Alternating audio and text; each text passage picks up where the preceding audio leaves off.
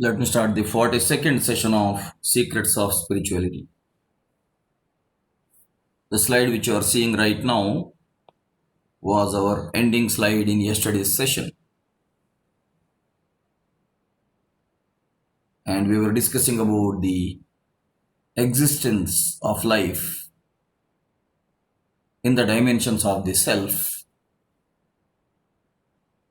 and the self creates its own existence or manifests its own existence in these 7 sheets, right from Annamaya Kosha till Nirvanamaya Kosha. So the self as the all-pervading, pure, pristine, divine, infinite consciousness is called Chit in Sanskrita.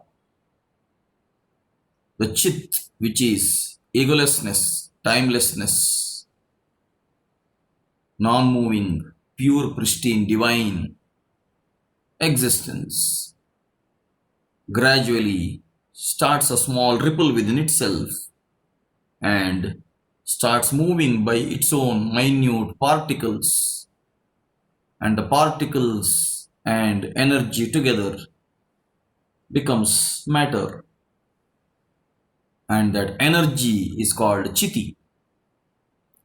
And when this energy starts working in its own plans of action for producing different materials in this universe, and using those materials producing different life forms in this universe, and when the life forms each will have their own existence, and all these existences are memorized in this energetic form, that is called Chitta.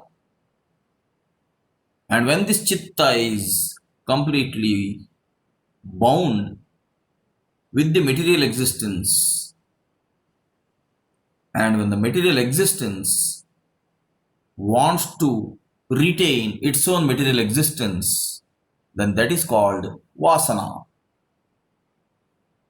Vasati, Vasayati, Vasana means the one which dwells in and the one which causes to dwell in, and the process of or the desire of dwelling in the same materialistic state, that is called Vasana. Now, the cycle, if it has to reverse from the state of Vasana to the state of Chitta to the state of Chiti to the state of Chit, that is how now the mental evolution or the spiritual progress is supposed to happen. And to aid with the spiritual progress of the humankind, since time immemorial, so many noble people as spiritual masters have worked as divine channels to guide or to motivate or to teach these concepts to the humankind. And I don't know, since time immemorial this has been going on, and maybe even in future, ever since again in future, this may go on until human beings really understand their divine nature.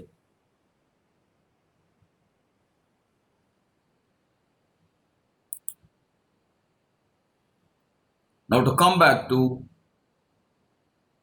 the discussion of the 3 states in a slightly different way. The state, dreaming state, and the awakened state, and the realized state. The dreaming state exists in few hours or remains for a few hours. Awakened state exists for a few years, whereas the realized state is an eternal state, timeless state. And the dreaming state is in the realm of mental plane. The awakened state is in the realm of physical plane, whereas the realized state is in the realm of spiritual plane.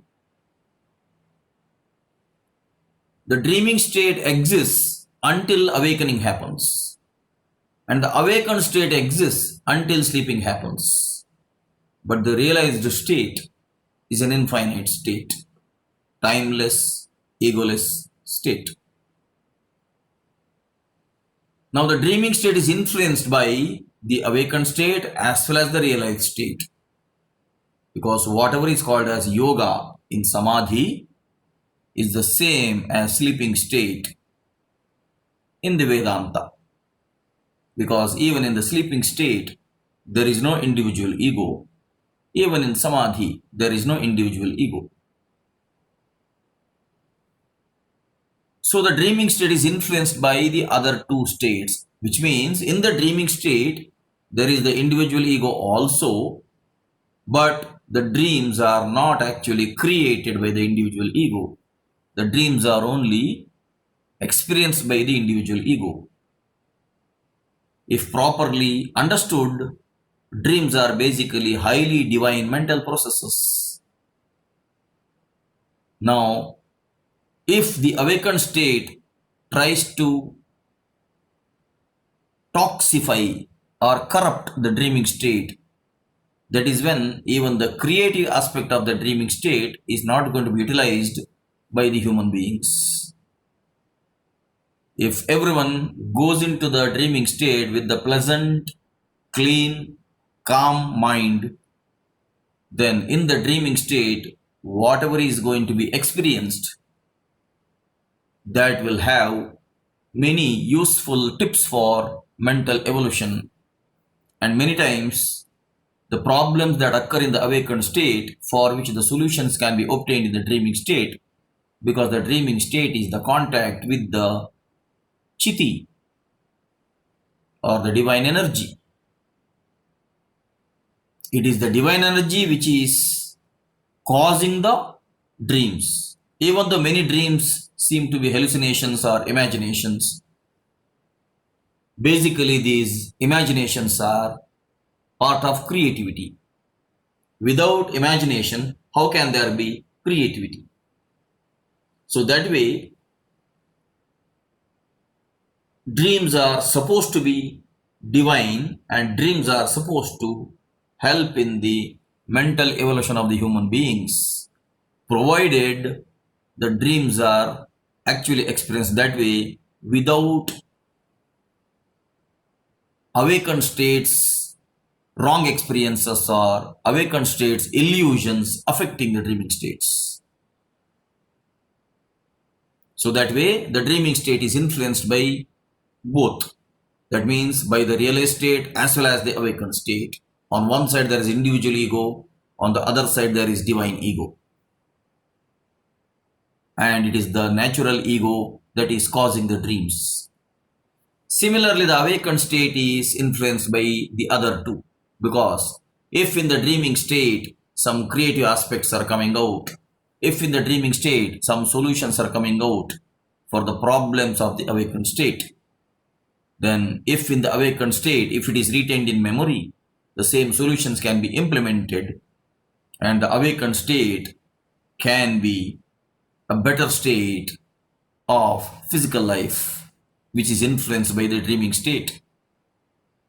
Similarly, the awakened state is also influenced by the realized state, because in the awakened state there is this individual ego, and this individual ego is stuck with the material existence. Now the individual ego, if it aspires to understand its true nature, actually the awakened state is again influenced by the realized state. Why? Who is causing the awakening as such? It is the divine ego that is forming the individual ego. And it is the natural ego which is refining the individual ego. So that way, the individual ego is influenced by the other two. But what about the realized state? The pure divine state is not influenced by the dreaming state and the awakened state, because the realized state or the godly state or the almighty state itself is causing the other two states. That's why the realized state influences by itself. Since eons till eons, it goes on.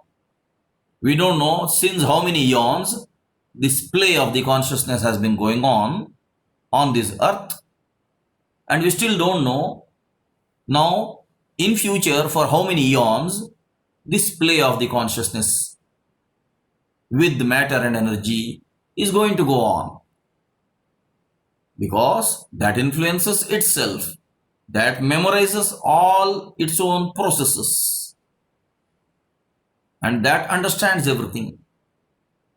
That way the realized state influences itself. Now the freedom in the dreaming state is really very small, because it is there only for a few hours. Whereas the freedom in the awakened state is medium, because the awakened state exists for a few years. Whereas the freedom in the realized state is much larger, because it is an eternal state. Even though the divine ego imparts a certain amount of freedom to the living forms, and as such now the human beings have the highest amount of freedom given by nature, but the ultimate freedom always lies with the divine ego itself, or the omnipresent almighty itself. And here I cannot say freedom is large for the realized state. I should correct this now. Freedom is infinite in the realized state. It is not measurable that way, because it is influenced by itself. Now the ego in the dreaming state is dual, because there is one that is causing the dreams and there is the other one that is experiencing the dreams. But in the awakened state, the ego is triple, even though it seems as if it is only one. Actually, at the background, there is that natural ego which is working in the body. And at its background, there is this divine ego which is omnipresent, omnipotent, omniscient. So that way, in the awakened state, there are three egos, whereas only one ego is exhibited that way. And that individual ego does not understand the other two egos which are at the background and at the omnipresence. Now in the realized state, the ego is single, the divine, infinite, universal self. Now in the dreaming state, pleasure and pain exist. Why? Because the awakened state's pleasure and pain are transferred into the memory, and dream is nothing but DREAM, delving into the reality of ego and memory. So it is only between ego and memory. Whatever is in the awakened state is gradually going to be transferred into the memory, and the ego is going to have a storage and recall of this memory. So the pleasure and the pain. Pleasure is the happy feeling of the ego. Pain is the sad feeling of the ego. Now these two exist in the dreaming state. Anyhow, those two exist even in the awakened state, because it is the awakened state itself which is causing this pleasure and pain when we have more and more interaction with the external world or external atmosphere or external beings.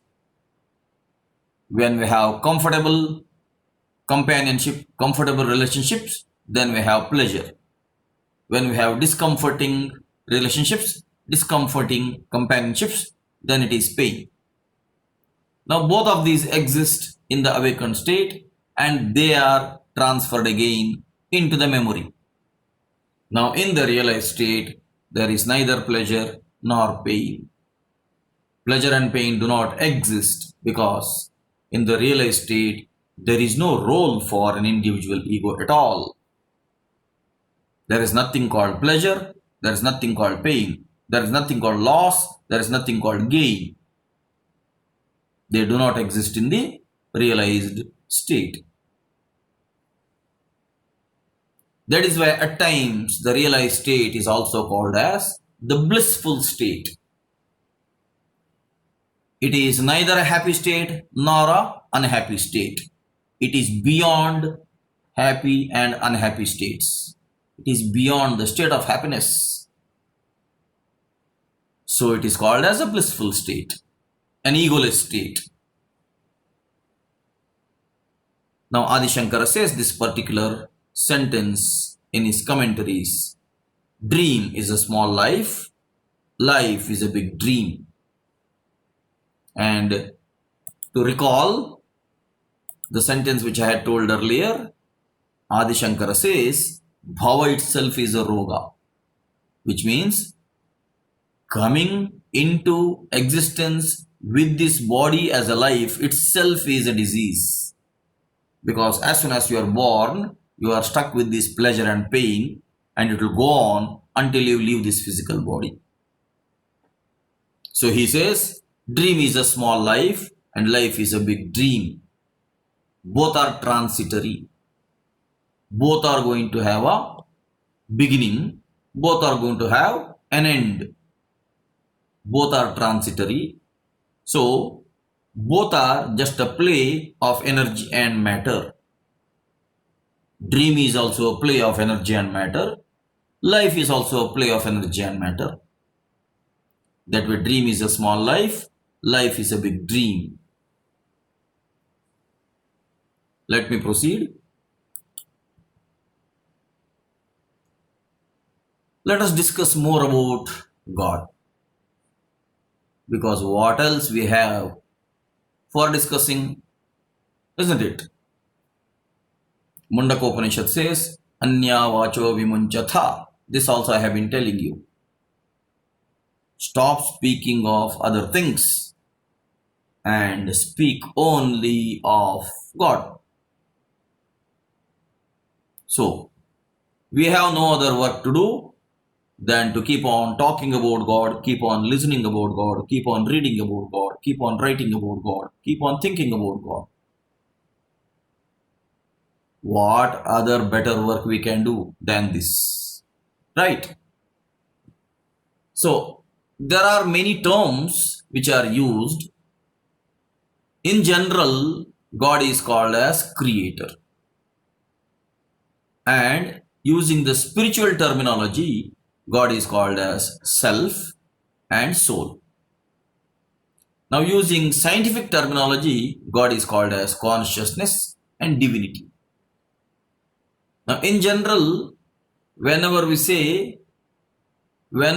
look at an art, we know that there is an artist. Whenever we listen to a song, we know that there is a singer. Similarly, whenever we look at nature, we should know that there is a creator. Because without the creator, how can there be a creation? So in general term, he is called as a creator or God, using the masculine gender, just for the sake of reference. Because in general, in our families, we consider father as the owner of the family. So, father is given a due respect in any family as such, because father is the protector of the whole family that way. Or father is the maintainer of the whole family that way. That is how even the masculine term was used for God. Otherwise, God is not having any gender. God is actually causing the creation of gender for the sake of reproduction. Still, we call God as He, using this masculine gender. In fact, God can be called as she also, using the feminine gender. That's why I was telling that we can use the term Raja Yoga also, we can use the term Rani Yoga also. We can consider God as Divine Father also, we can consider God as Divine Mother also. Now this is, in general, we use gender. But when we understand the spiritual basics, we know that God is the omnipresent, omnipotent, omniscient, divine, infinite consciousness. So then we say, spiritually we can say, God is the self, which is infinite, and it is creating its own vehicles for dwelling in smaller proportions in the life forms. Just like the water goes within the fish and keeps the fish also alive, it is the water that itself creates fish within itself for its own dwelling. So then we say God is the self. And we also say God is the soul, because something which is not perceivable to the sense organs, something which cannot be so easily understood, something which is the cause of the body and the cause of the mind also. Now we consider mind as something which is using the body. The one which is causing the existence of the mind itself, that is where we use the term soul. So soul and God are one and the same as such. Now using the scientific terminology, as there is intelligence everywhere, as there is consciousness everywhere, as there is planning everywhere, in the proper combination of the particles to form subatomic and atomic and molecular and then chemical and then physical combinations. Now as there is intelligence everywhere, even in a small leaf in a tree, there is a great intelligence. Look at the shapes of so many leaves as such.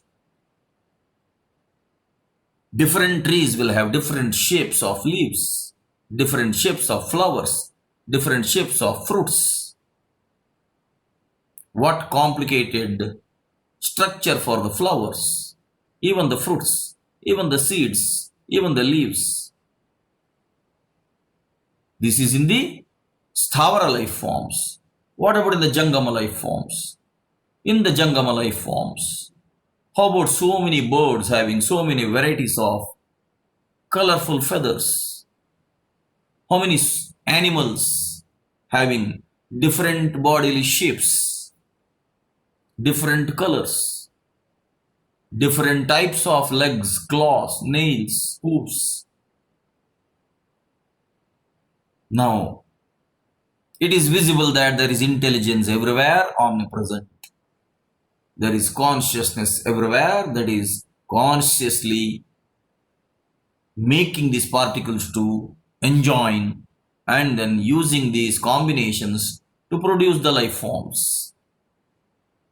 So in the scientific term, we call this as consciousness, and as it is sacred, as it is pure, as it is unselfish, even that is called as the divine self.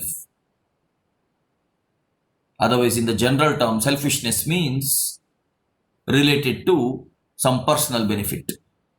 But here, there is nothing called any personal benefit or personal gain or personal loss also. So then we say it is divinity.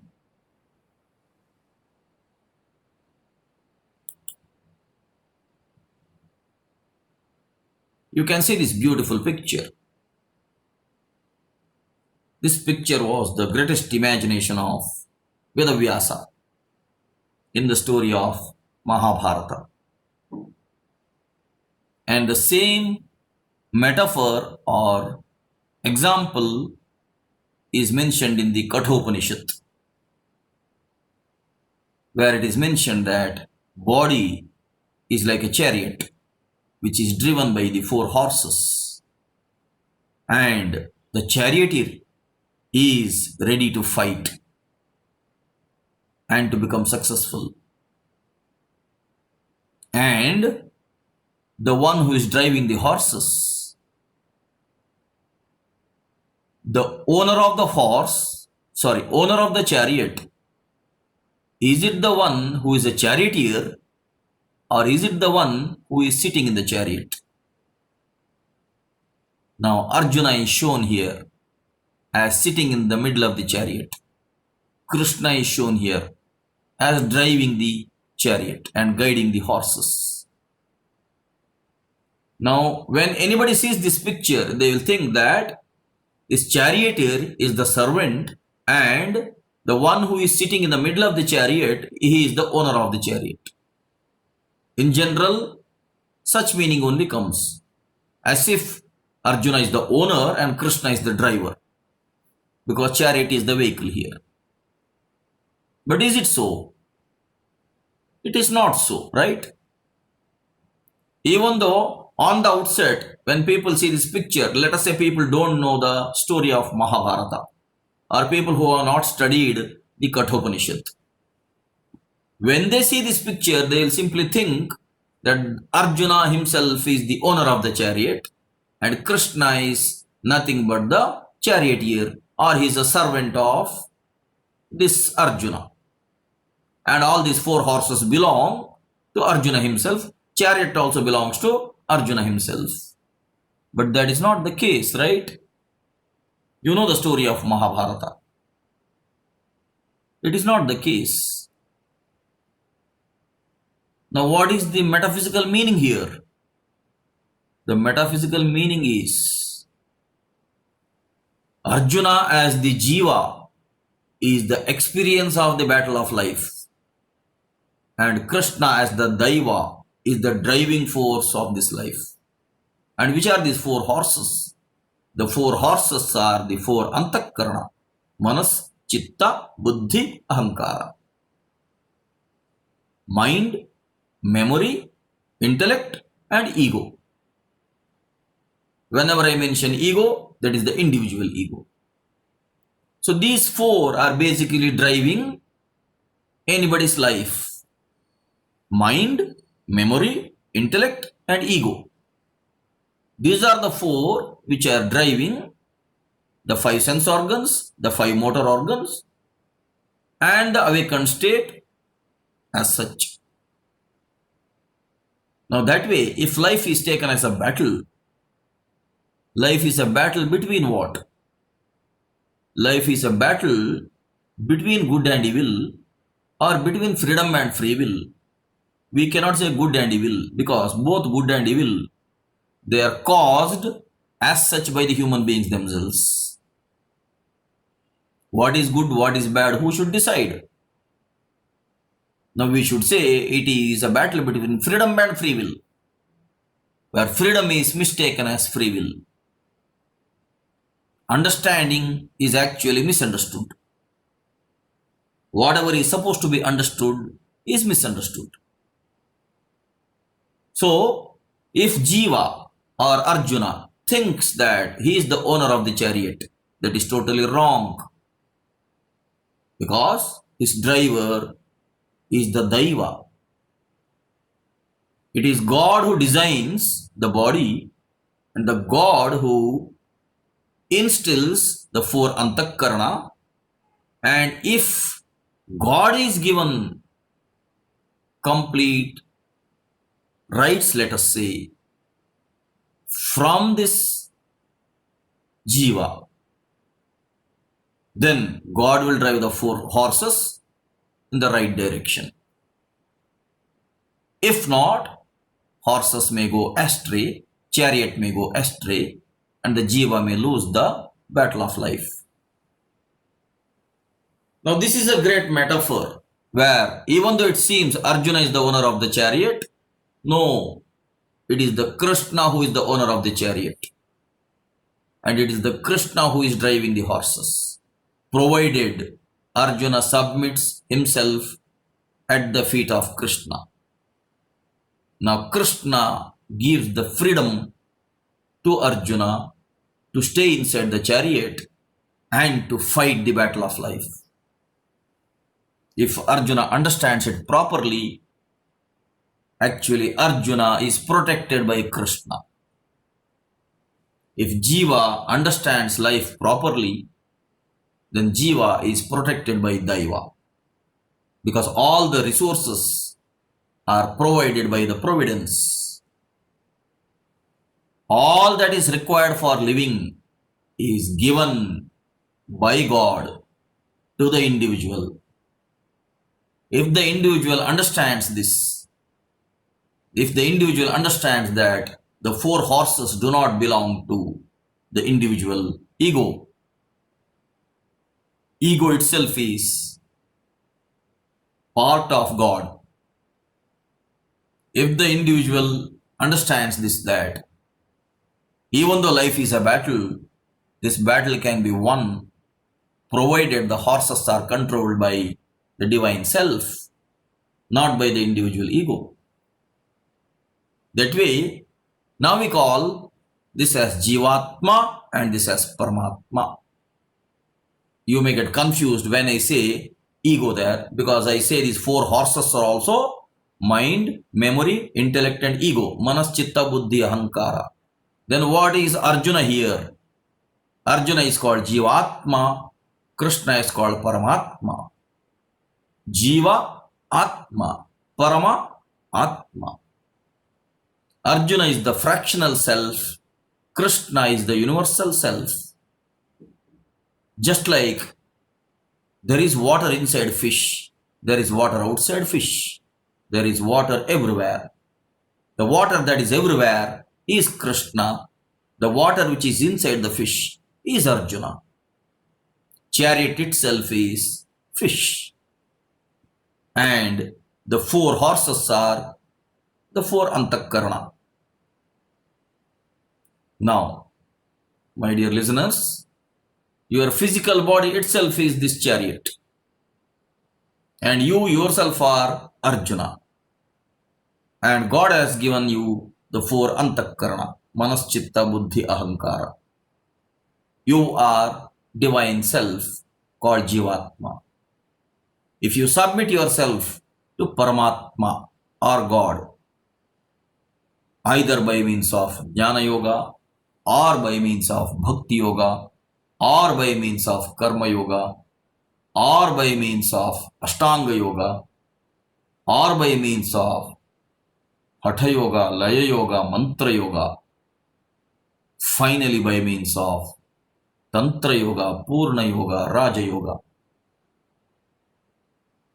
then Arjuna is not at all different from Krishna. Arjuna will merge with Krishna. Water which is inside the fish will merge later with its own source. That way, this picture is not an ordinary picture. This picture contains whatever anybody wanted to know about life as such in its essence.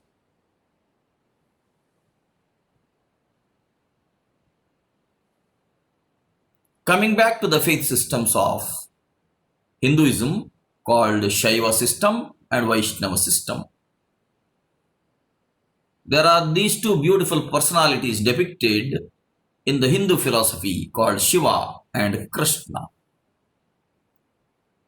Shiva is always shown as a renunciate away from life, whereas Krishna is always shown as an enjoyer of life. Now, these are two aspects. Now, if you analyze these properly, without getting into any dispute or argument, if you properly analyze, why do I say that? Because it is Vedavyasa who wrote about Krishna also, who wrote about Shiva also. He wrote about the spiritual philosophy in two different angles.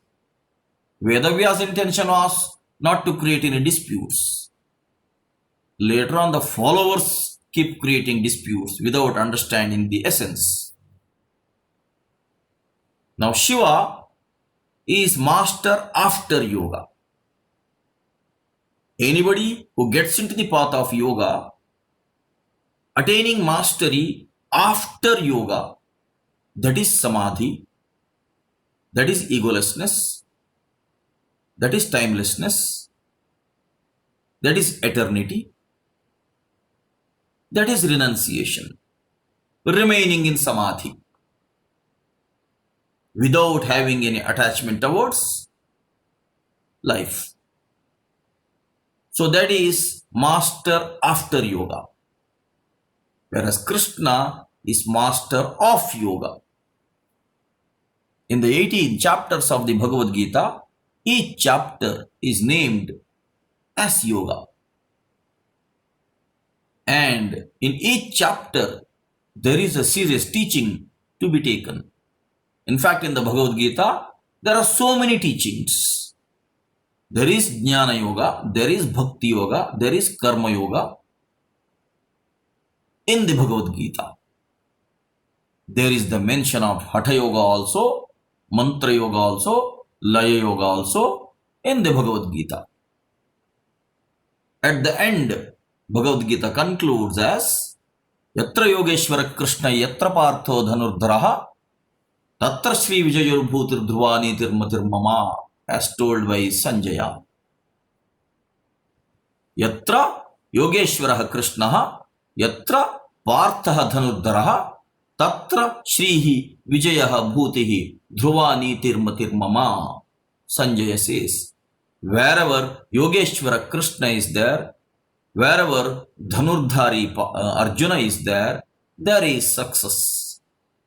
Means Arjuna is ready to utilize the freedom. Krishna is already having the free will. So success is certain there. I think I have already told you about who is called as Bhagavan and who is called as Bhagavati. Aishwarya, Virya, Yashaha, Shrihi, Jnanam, Vairagyam. These six are called as Bhaga. And whoever is having these six, Aishwarya, Dharma, Virya is also called as Dharma, Aishwarya, Dharma, Yashaha, Shrihi, Jnanam, Vairagyam. Aishwarya means Ishwarasya Bhavaha, Aishwaryam, Ishasya Bhavaha, the Lord of the universe. Dharma, the one who is holding the universe. Dharayati iti Dharma. Yashaha, whatever he does, he accomplishes success. Shrihi, whatever he creates, that itself is wealth. Jnanam, whatever he does, he knows everything whatever he does. Vairagyam, even though whatever he does, he is not after any gain or loss out of it. He is a renunciate there. So that way, whoever is having these six qualities, Aishwarya, Dharma, Yashaha, Shrihi, Jnanam, Vairagyam, he is called as a Bhagavan or she is called as a Bhagavati. That refers to the universal Lord. So, Yatra Yogeshwara Krishna Yatra Partho Dhanurdharaha Tatra Shri Vijayo Bhutir Dhruvani Tirmatir Mama is told by Sanjaya at the end of the Bhagavad Gita. Let me come back to the next slide. That is where it is told as Krishna is the master of yoga.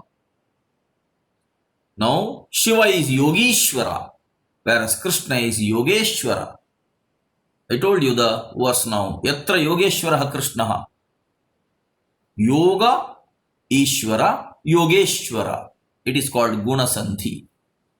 Yogi, Ishvara, Yogeshwara. This is called Savarna Dirgha Sandhi. That means after becoming a yogi, he becomes the Lord. Whereas here, Yoga, Ishvara. He is the Lord for yoga. That way, these are the two faith systems. One is indicating realization through the path of yoga. One more is indicating realization living the life itself as yoga. So, Shiva is depicted as if leaving out all that is life and attaining liberation. And Krishna is depicted as if living with all that is life, not actually living with all that is life, and then remaining that way. That is why Shiva is Nivritta Krishna is pravritta. Shiva is retired from whatever is there in life, whereas Krishna is fully involved in life. Now Shiva is virakta, Krishna is asakta. Shiva is not interested in anything that is part of life, whereas Krishna is always interested in anything that is part of life. So, such yoga is called as Sankhya Yoga. Whatever Shiva practices is called Sankhya Yoga. Whatever Krishna practices is Karma Yoga. Now, what does Sankhya Yoga mean? As Adi Shankara says, Iha Mutra Phalabhoga, Iha Mutra Phalabhoga, Viraga. I don't want to get anything out of doing anything here. That is called Sankhya Yoga. Realizing that anything that is transitory, let me renounce whatever that is transitory, whether it is success or failure, whether it is loss or gain, whether it is pleasure or pain, whatever it is there, anything is transitory, therefore let me leave out all that and let me remain as my divine self. That is called Sankhya Yoga. Now what is Karma Yoga? Karma Yoga is, as life is a living in further evolution, as life is a divine process itself, let me involve in this life, but let me not be attached to this life at all. Even though I am involved in all activity, let me not be after any gain or loss out of this. That is Karma Yoga. Nishkama Karma itself is Karma Yoga. Now, again, my word of caution, we are not into any argument here. We are not into any argument here. Yeah, already there's a question. Do we follow Shiva or Krishna? Is the question. Whomever you want to follow, you follow. That is the answer. Now, as per your culture, as per your learning of life, sometimes you people get attracted either to the Shaiva philosophy or to the Vaishnava philosophy. That means people get attracted to the Shiva style or to the Krishna style. For example, many people take spiritual initiation in the young age itself. They renounce all that is life. They attain sometimes a monkhood. Whether it is male or female, it does not matter. They renounce whatever is there in the life and they remain aloof or alone and they live a life which is of complete detachment. Now that is Sankhya Yoga. The outcome is Jivan Mukti. Outcome is Jivan Mukti. I have been telling you about Avadhutas. Even now in India, there are so many sects where many monks live as big teams or big groups. You might have heard about Aghoris, you might have heard about Nagas, you might have heard about so many sadhus who live in big teams. Their point is what? They live as if they have nothing to do with this, whatever is happening around them, and they remain virakta, they remain nivritta. Now their aim is to attain samadhi or liberation by means of a life of renunciation. If I have to quote an example, when Jains at the end of their life, they take a vrata called Sallekhana, where they do not wait for the death to occur. Instead, they only start starving without consuming any food and they die just like that with lot of virakti or renunciation, with lot of detachment that they do at the end of life. And that is the process of Jivan Mukti. Or is it Videha Mukti? If they do it at the end of life, then that is Videha Mukti. If they do it now itself, living a virakta until death, without actually working out a lot for livelihood, then they are already liberated when they are alive. They are not bound by their desires. That is now Jivan Mukti. Now Jains, when they take up Sallekhana Vrata at the end of life, they are looking for Videha Mukti at that time. Now coming back to the Hindu system, not to confuse with the Jain system. If you live as if you have nothing to lose, nothing to gain, but if you keep on doing whatever you are supposed to do as your duty, now even though you are interested in life, even though you are asakta and pravritta, still if you live a life of karma yoga without any pleasure or pain, if you keep on doing whatever you are interested in doing, which can help in a better quality of life, which can help you as well as others in some way, then that is karma yoga. That is why I keep saying Adi Shankara lived a life of karma yoga, even though he himself was in the beginning having Sankhya yoga. Right from his childhood, he was a Virakta. He attained monkhood in the very young age, but he kept on working, teaching, and uplifting the Vedic truths. So I should say Adi Shankara himself lived the life of Karma Yoga, even though it seems as if he was having a Sankhya Yoga. Now all the Avadhutas, for example Sadashiva Brahmendra, he was actually into Sankhya Yoga. He was into Jivan Mukti. That means even when he was alive, he did not do much for his livelihood. Now the answer to your question about which one do we follow, the question is, we are all in the family now. We are all already in the family. And we are not allowed to run away from the family as such now, right? We all have our own family responsibilities. Without knowledge or with knowledge, we are bound now. Now, when we are bound that way, with knowledge or without knowledge, we did not know. We might have been innocent, we might have been ignorant, right? And that is how we are bound already. Now, can we run away and attain monkhood? That is one question. If you want to run away and if you want to attain monkhood, and if you want to have this Sankhya Yoga and Jivan Mukti, that is also your choice. No one will prevent you. But you should be able to withstand all the other physical sufferings for the same. I have given you the example of Aghoris and Nagas and many such monks, but I am not sure whether they will attain Jivan Mukti or not. Because even though they are in teams, they are in groups, we see enough arrogance even with them. Even though many Nagababas are living a naked life also, when they come to the Kumbh Mela, they come with the sword and they come on a horseback. We see enough arrogance in them when they say that the first bath is their right, and they call it as Shahi Snana.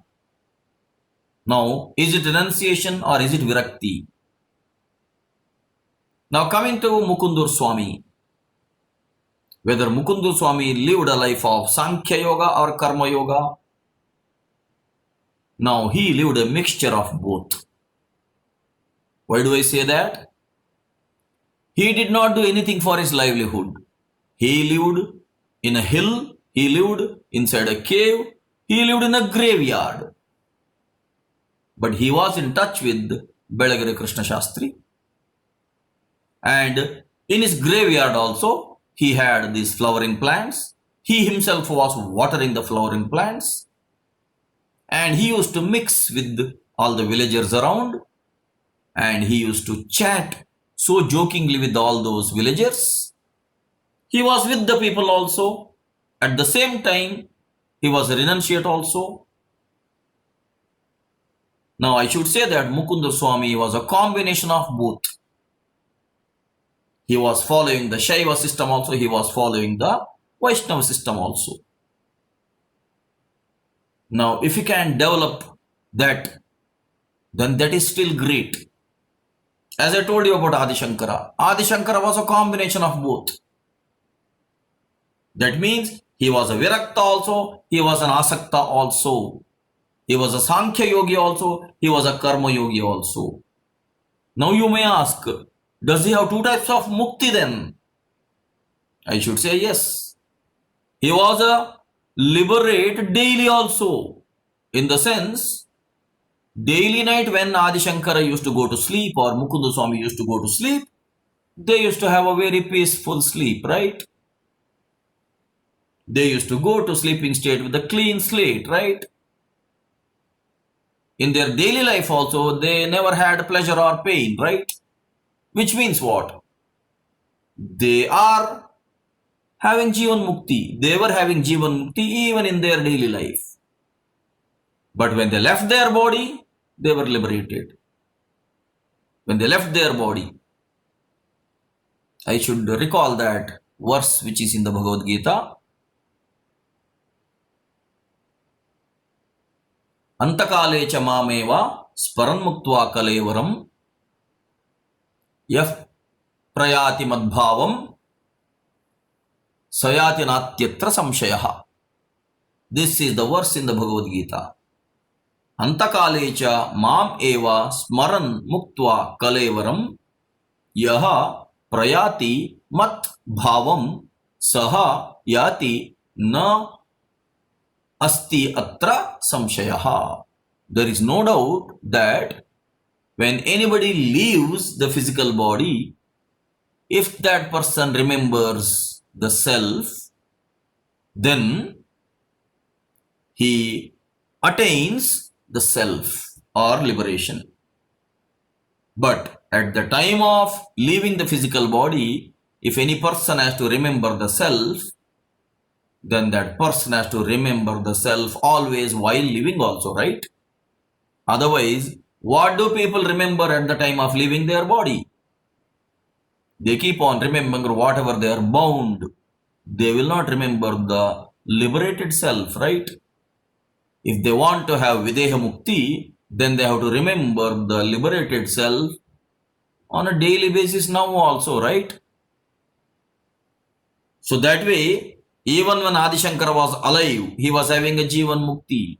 When he left the body, he had a Videha Mukti. Ultimately, there are only two flavors of the same Mukti. Mukti is one only.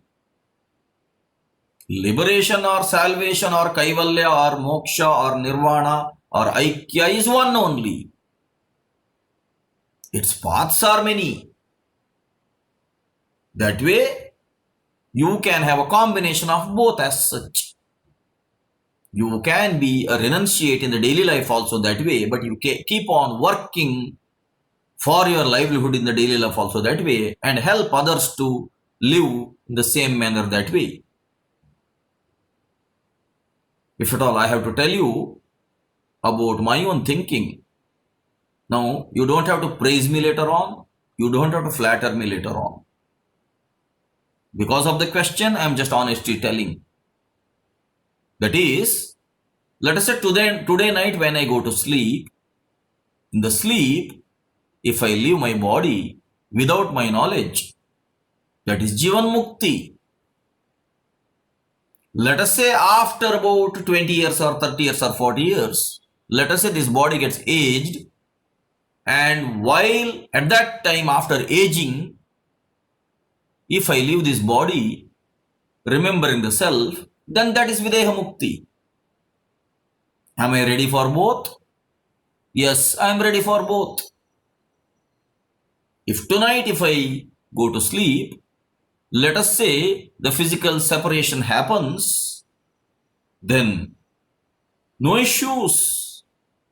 I should not carry any pleasure, any pain, any success, any failure, any loss, any gain, because as such, everything is temporary. In this life, there is nothing to lose, there is nothing to gain. Whatever you think as you lose, that is an illusion. Whatever you think as gain, that is an illusion. If you are losing, that is your karma. Again, if you are gaining, that is also your karma. either Satkarma or Dushkarma. Now, if you don't want to lose, don't want to gain, involve in Nishkama Karma. That is Karma Yoga. So, can you have a combination of both? Yes, you can have a combination of both. That's why I told you in the beginning, Vyasa gave two flavors.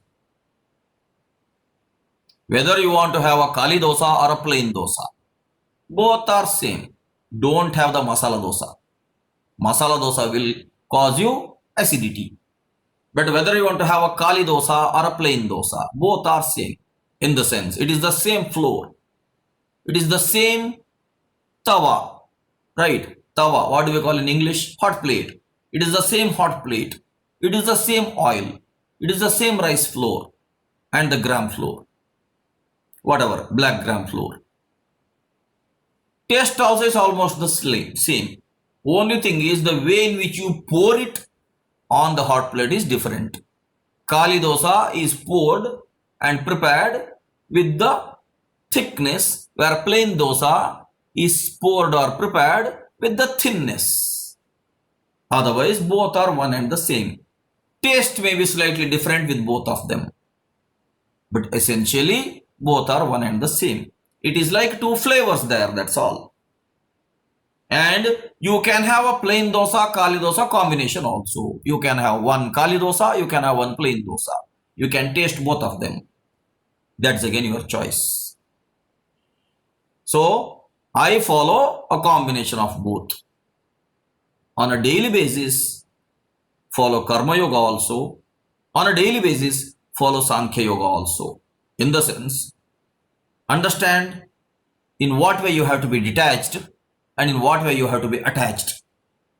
Now, if you remain detached with those things from which you want to be detached, then that is Sankhya Yoga. Now, whenever you have to be attached, you have to be attached with the detachment, right? Karma Yoga is attached detachment, whereas Sankhya Yoga is detached attachment, right? Sankhya Yoga is detached attachment, means you are detached from whatever is happening in life. You are attached to your own self. Karma Yoga is attached detachment. You are attached to whatever there is in life, but basically you are detached within. Sankhya Yoga is directly visible. Karma Yoga is not directly visible. In the sense, whoever is detached from life, that is visible there directly. That person is not involved in whatever is there in happening in life. But Karma Yoga is not actually visible. It is very difficult to find out who is a Karma Yogi. It is very easy to find out who is a Sankhya Yogi. For example, all these Aghoris and Naga Babas are basically coming under Sankhya Yogis. All the Avadhutas are coming under Sankhya Yogis. But who is a Karma Yogi, it is not actually visible that way. Because Karma Yoga is what? Attached detachment. Because that is within. Whereas Sankhya Yoga is without. That is what the best thing is, to have a combination of both. That is where I say Adi Shankara is my role model always. He is a perfect combination of both. Adi Shankara did not do anything for himself as such. Actually, where he stayed, all of his life he kept on walking barefoot.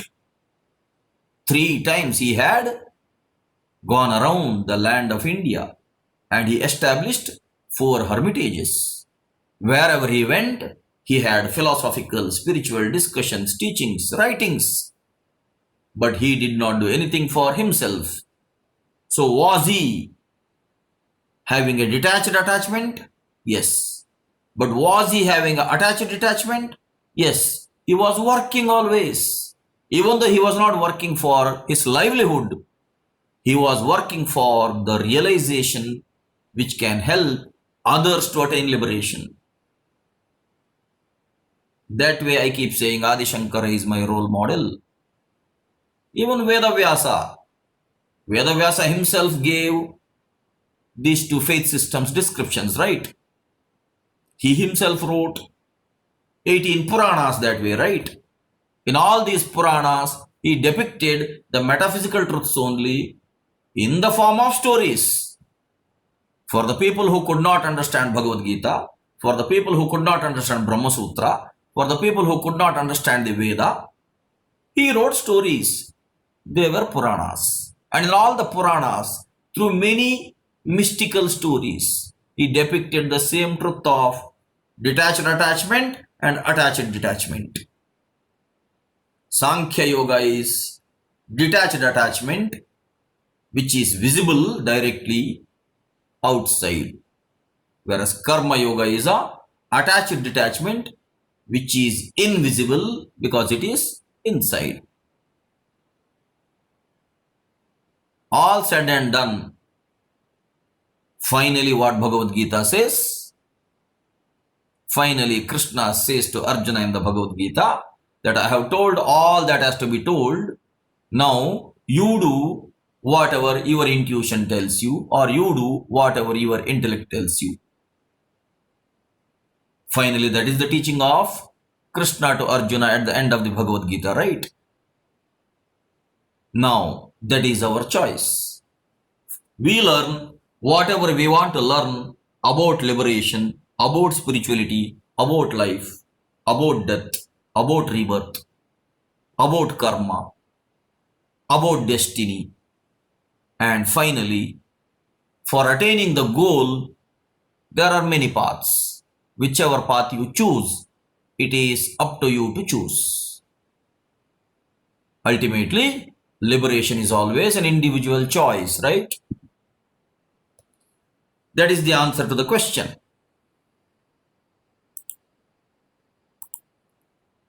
Let me proceed.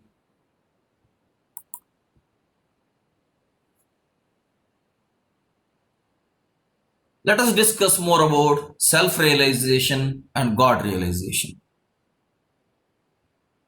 Let us see what is the difference between these. As far as self-realization is concerned, the fish should understand that there is water inside its body. As far as God realization is concerned, the fish should understand that the water is all around its body. Both are important, right? The fish should understand that there is water inside its body. You should understand that there is self within you. The fish should understand that the water is all around its body. You should also understand that the self is all around you. One is self-realization, one is God-realization.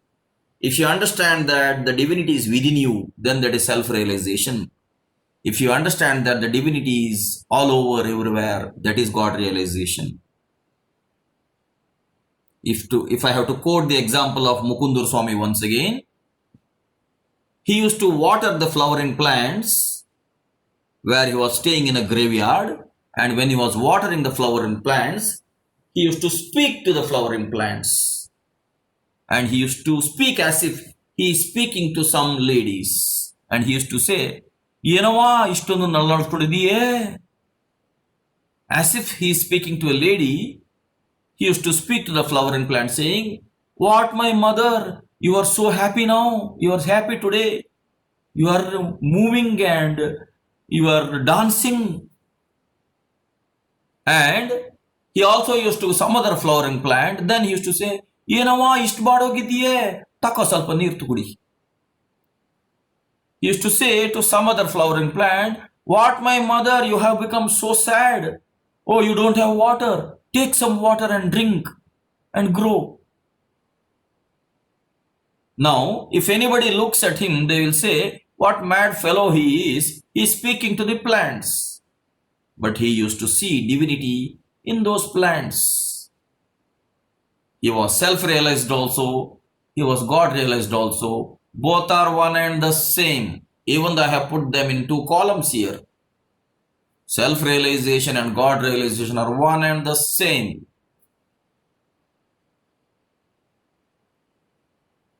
Coming to the second point. The fish should understand that the life to its body is given by the water that is inside. In general, we think that life is given to us by our parents. What a stupid idea to think like that. Parents did not give life to us. Actually, parents did not design our body also.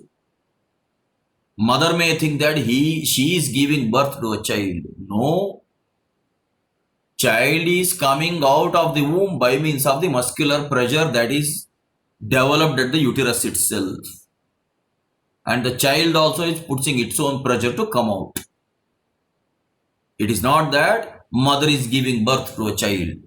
But all you mothers who are listening to me may become angry on me, thinking that you had enough delivery pain there. Yes, pain is part of the process. Pain is there whenever body is there always. Whether mothers are delivering a baby or in any other way, mothers and fathers, all the human bodies will have pain in one way or the other. Pain is part of life itself. Physical pain. There is nothing called mental pain as such. Whatever people call it as mental pain, that is the hurting of the ego because of the contamination of the memory. Otherwise, there is only physical pain. Pain is part of the process, always. So that way, parents did not give life to the children. Parents did not produce the body of the children also. Parents were simply instrumental. It is God who gives life to the body. So the fish should understand that the life to its body is given by the water that is inside. When you understand that the divinity is inside, then you should also understand that the life is the gift of the divinity which is inside. That means this body is basically the vehicle of the self only. Now coming to the God realization part, the fish should understand that the water has created all types of other living bodies within itself. If it is the fish which is in water, there are many other creatures also in water. And for all those bodies also, life is given by the same water. If human being is thinking that inside human being, if there is divinity, then along with human beings, there are so many other living beings on this earth. For all those living beings also, life is given by the divine self itself. Now, what right we have to kill animals and birds and consume them as food? What right we have? You will have to read the teachings of one Christian divine channel. I am not suddenly recalling her name. Today my colleague Richard told that name to me. But right now I am not recalling that name. Whenever I recall that name, I will tell you. About 100 years before, when she was going to school, she fell down, it seems. When she fell down, she had some pain, it seems. She was admitted to hospital, it seems. And after she came back from the hospital, she started speaking in a different type. And she remained uneducated. She was not really very well educated. But she used to tell so many divine truths in simple terms. I am not fully recalling her name. Whenever I recall her name, I will tell you.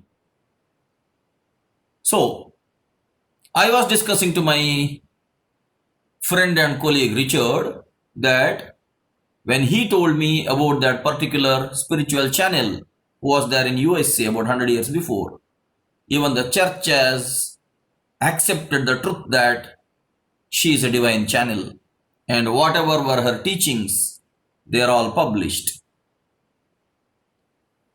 I was relating the same thing to Ramana's experience at Tiruvannamalai. Even though Ramana did not teach much about life as such, but Ramana taught a lot about self. And this particular Christian spiritual channel, she directly speaks about vegetarianism. And she directly speaks about how killing is actually affecting the karma of the human beings. Even though she does not use the term karma, I am using the term karma. So, what rights human beings have to kill other living beings and consume them as food? Because they are ignorant as well as arrogant. How can they have an aspiration for liberation that way? Or how can they have an aspiration for self-realization also, God-realization also? How is it possible? As long as human beings involve themselves in such sinful acts.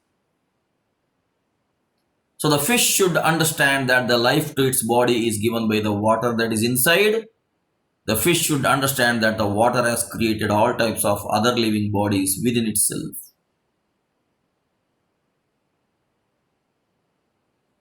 Third point, the fish should understand that the water that is outside enters inside the body to become life. If water does not enter into the body of the fish, there is no life.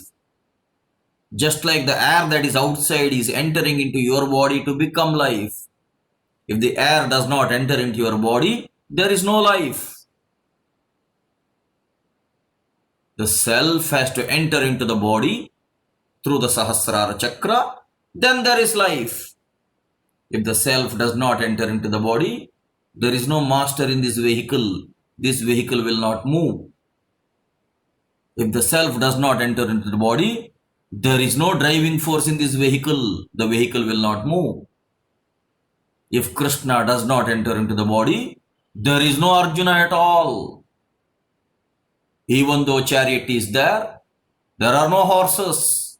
There is no Arjuna at all. If Paramatma enters into the body, then there is Jivatma. Paramatma's fractional part itself is Jivatma. Jivatma's complete part itself is Paramatma. Yatra Yogeshwaraha Krishnaha, Yatra Parthaha Dhanurdharaha, Tatra Shrir Vijayor Bhutir Dhruvani Tirmatir Mama. So the fish should understand that the water that is outside enters inside the body to become life. That is self-realization. God-realization is the fish should understand that the same water enters all the other living bodies inside it. The water itself is entering all the other living bodies inside water itself. That way, self-realization and God-realization are one and the same.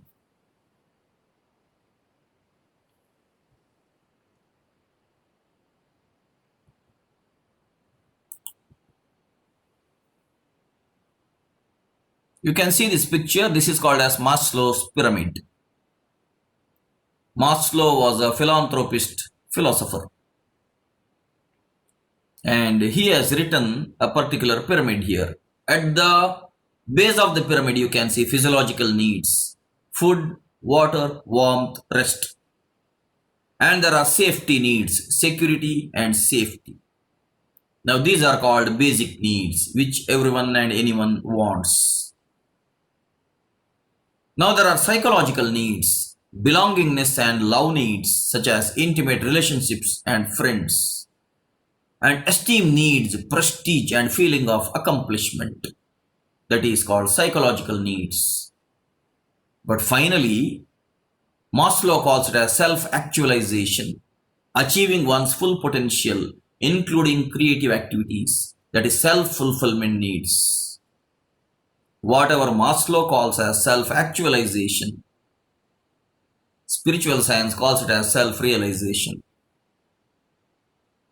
Now, Maslow says, in the whole of the world's history, he says, hardly a few percentage of people have reached this particular top of the pyramid.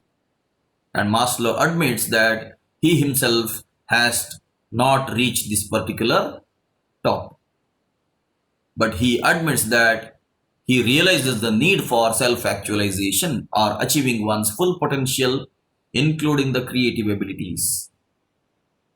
How a poet becomes a great poet, how a scientist becomes a great scientist, how a yogi becomes a great yogi, how a jnani becomes a great jnani, how a singer becomes a great singer. how an artist becomes a great artist, how a dancer becomes a great dancer, how a painter becomes a great painter, how by achieving one's full potential. How one can achieve full potential, how there can be creative abilities, only when there is shedding of the arrogance. As long as there is increasing in the arrogance or in the individual ego, how can there be creative abilities and how can there be achievement of full potential? That is where I say that self-actualization is nothing but self-realization. Both are one and the same. Even though Maslow uses the terminology in a psychological way. Now, all of us have these basic needs at least, right? Many of us keep on working for these basic needs only, right? But after some time, the basic needs are met. After some time, everybody is working for a comfortable livelihood and lifestyle. Basic needs are going to be met somehow. But later on comes the psychological needs. When the psychological needs come, intimate relationships, friends, and belongingness and love needs. Then esteem needs, prestige and feeling of accomplishment. That I am financially successful, I am socially successful, I am recognized. This is where the problem is. People, when they start fulfilling the psychological needs, they get stuck, they are bound. Let me tell you a small story.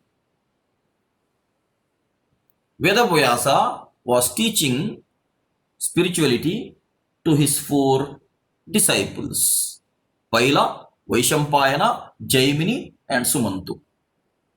These were his 4 disciples. He had one more disciple called Romaharshana. But that particular Romaharshana was not an authorized disciple that way. So, inside the hut there used to be only these 4 disciples called Paila, Vaishampayana, Jaimini, Sumantu. And Romaharshana was basically an outcast. He was a Sutaputra. He was the son of a charioteer.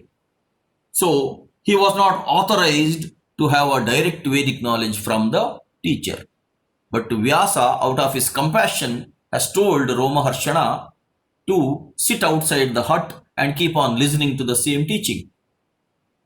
In fact, Vyasa himself named Romaharshana as Romaharshana. One day when Vyasa came out of the hut, he was seeing this boy listening to all the lessons that were happening inside the hut. And he called and asked this boy, "What is your name?" Then he told, "I am a Sutaputra," means I am a son of a charioteer. I will not have any specific name. But then Vyasa observed that boy's body had goosebumps. That we call it as Romanchana or Romaharshana in Sanskrit.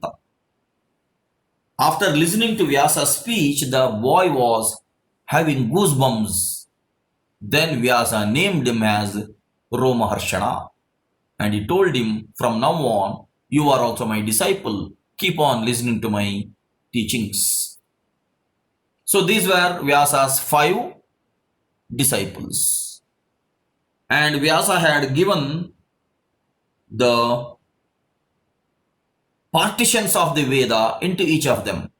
Paila, Vaishampayana, Jaimini, Sumantu as Rigveda, Yajurveda, Samaveda and Atharva Veda. Now when this philosophical discussion was going on, one day Vyasa told to his disciples that it is very difficult to overcome the effects of Maya, or it is very difficult to overcome the effects of the bondage, and it is not so easy to break the bondage and to have liberation that way. Now, Jaimini told to Vedavyasa, "How is it not possible? You are a great guru to us. We are your great disciples. And that can be the case with the other normal beings, not with us. You are a Brahmarshi and we are your disciples.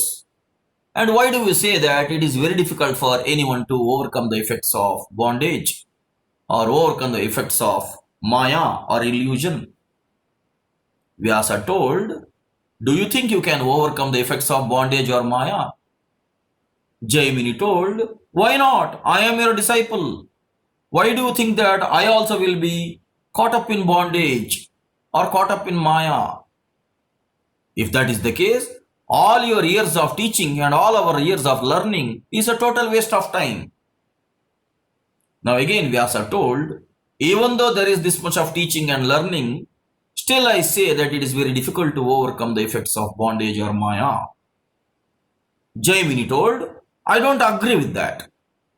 I can always overcome the effects of Maya or bondage. Vyasa simply smiled at him. And that day's class ended. And in general, when the class ends, at Vyasa's hut, Vyasa sleeps. And around Vyasa's hut, there are other huts. In each hut, each individual disciple sleeps. Paila, Vaishampayana, Jaimini, Sumantu, they used to have their own individual cottages or huts. So Jaimini went back to his hut. And nightfall happened. After some time, suddenly rain started coming. When rain started coming, heavy rain was coming and Jaimini was inside the hut. Suddenly, in front of Jaimini's hut, one young lady came there. And the young lady was drenched in the rain. Her body was totally wet. Now Jaimini saw her from outside and out of his own compassion, Jaimini called her inside. Because Jaimini saw her, she was completely drenched in water. So he told her, don't stay outside, rain is more, come inside and have a comfortable sitting here. But then that lady told, young woman, she told, I am a Dasi Putri. I am the daughter of a servant. And you are the disciple of Vyasa. How can I come inside your hut? Now Jaimini told, don't bring caste here. We are great disciples of Vyasa and I am also a great disciple of Vyasa. We don't differentiate people taking their caste as such. Now you will be sick if you remain drenched in the rain. You can come inside. And she came inside. When she came inside, she was totally wet. And there was a small lamp burning inside the Jaimini's hut. When Jaimini saw her totally wet, Jaimini, out of his own compassion, told her, I will give you some fresh dry clothes. Change your clothes here. If you remain wet there, again you will become sick. And then this young lady told, I am a woman, you are a man, and this is a single room here, single hut here. How can I change my clothes in front of you? Again Jaimini told, don't worry, I am the great disciple of Vedavyasa and I have conquered all my instincts. And you don't have to worry about me. I will give you fresh dry clothes and you change your dress here. And he gave different dry clothes and the lady started changing her dress there. When she started changing her dress there, her naked body was glistening in the lamp's light and suddenly Jaimini had an instinct coming out as a desire. Without Jaimini's own knowledge, his manhood or malehood surfaced and the Jaimini became attracted towards the lady. But again, Jaimini's intellect was telling that I should not be stuck under this desire. I should not become a slave of this desire. But as he was seeing her naked body, she was quite beautiful.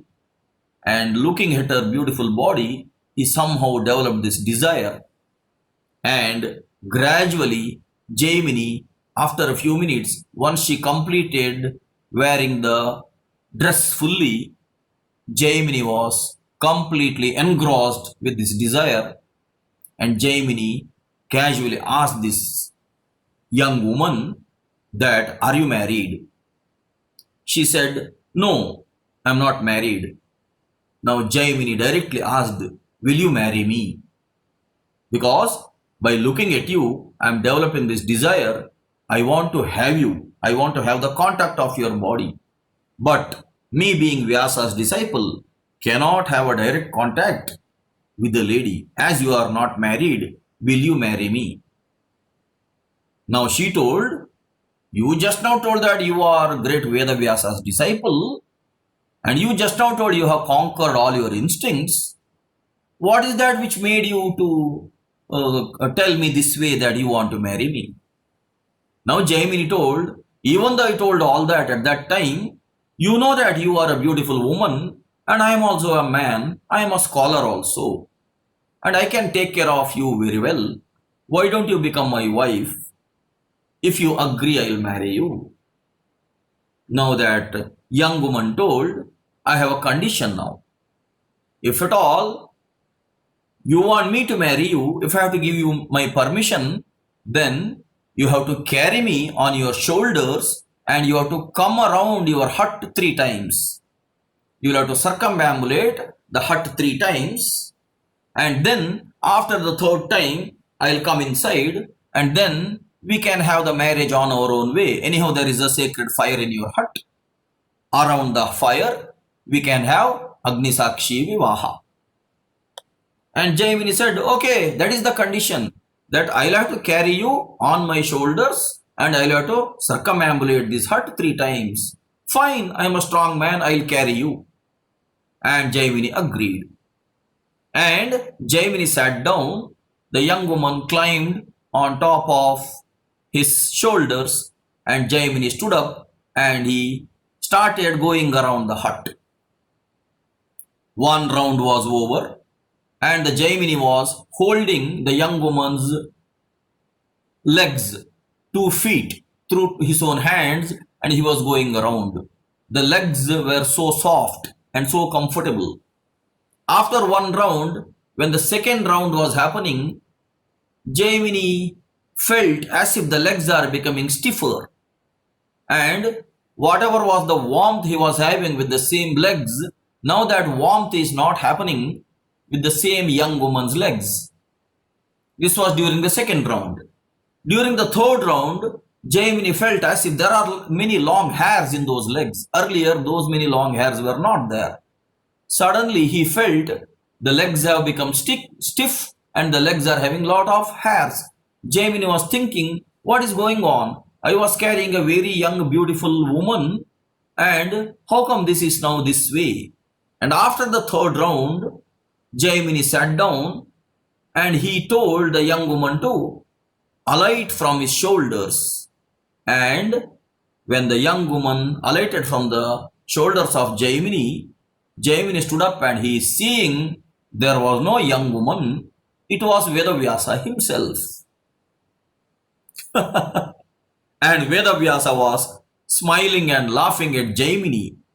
And Vedavyasa was telling, what man, you are telling that you being my disciple, you will conquer the effects of bondage, right? You will conquer all your instincts, right? What happened to you?